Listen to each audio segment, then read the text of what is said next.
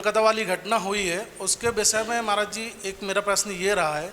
अक्सर ऐसी कुछ घटना होती है तब बोला जाता है कि लड़की की पहनावा या उसके शारीरिक बनावट के कारण ऐसा कुछ भाव जागृत हुए होंगे, पर महाराज जी रिसेंटली एक घटना ऐसी हुई है जहाँ से एक 3 साल की बच्ची के साथ ऐसा कुकृत किया गया। तब कहाँ उसका बनावट होगी, कहाँ पहनावा होगा? बिल्कुल सही बात है, आपकी बात बिल्कुल गंभीरता के साथ सही है कि 3 साल 6 साल की छोटी छोटी बच्चियों के साथ अगर इस तरीके के बाल अपराध होते हैं, आप एक बार सोच के बताइएगा। पूरी दुनिया के लोगों से कहना चाहता हूँ कि वो अपराध तो जग जाहिर हुआ है, इसलिए वो अपराध दिख रहा है, लेकिन ऐसे कितने चाइल्ड सेक्सुअल हरासमेंट के काम क्या आप सबके घरों में नहीं होते? ऐसा कौन सा बच्चा या कौन सी बच्ची है जो ये नहीं कह सकता, कह दे कि जीवन में कभी बच्चों की अवस्था में हमारे साथ चाइल्ड सेक्सुअल हरासमेंट नहीं हुआ है। कई बार जब छोटे रहते हैं बच्चों को गलत तरीके से बेड टच करके हमारे घर के अंदर ही मामा फूफा चाचा चाची इन सब के बीच में भी कई बार परिस्थितियां प्रतिकूल होती हैं, लेकिन वो पकड़ में नहीं आती। जब गलत तरीके से बच्चों को दूसरी तरीके से छुआ जाता है या कहा जाता है, ऐसे कितने अपराध हैं जो आज तक पकड़ में नहीं आए। हुए जरूर, अपने अपने अंतर्मन से पूछिएगा, भले मेरे सामने आप हाँ ना कर पाए, क्या आपका हरासमेंट हुआ है कि नहीं हुआ, फिर आपने हरासमेंट किया है कि नहीं किया। दुनिया इतनी हिंसक हो रही है, हमें दिखाई देता है। अपने आप से पूछिए कि आप कितने हिंसक हैं। आप अपनी हिंसा बस देख लीजिए, अगर आपको आपकी हिंसा भी दिख गई तो आपको समझ में आ जाएगा कि दुनिया की हिंसा क्या है। जब एक जैन कुल में पैदा होकर के हमारे अंदर इस तरीके का भाव होता है, जहाँ पर गुरुओं के उपदेश सुने जाते हैं, छाना पानी पिया जाता है, तो जहाँ पर देवशास्त्र गुरु है ही नहीं, जहाँ पर मारा काटी और सात व्यसन है, वहाँ पर हम क्या उम्मीद रख सकते हैं कि कोई अच्छा रहेगा।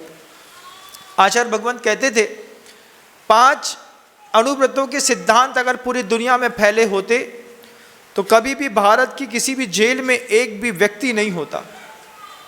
पूरी जेलें इसलिए भरी हैं कि लोगों ने ब्रह्मचर्य को स्वीकार नहीं किया, चोरी करी, झूठ बोला, हिंसा करी, मर्डर किया, साथ ही साथ परिग्रह का संचय किया।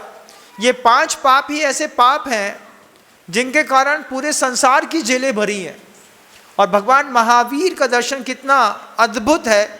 वो कहता है कि अगर स्वस्थ जीवन जीना है, सामाजिक जीवन स्वस्थ जीना है, तो बस ये 5 महाव्रतों में अपनी नियति निश्चित करिए, दुनिया में कभी कहीं अपराध नहीं होगा। आज प्रभु महावीर के संदेश को हर घर तक पहुंचाने की जवाबदारी आप सबकी है।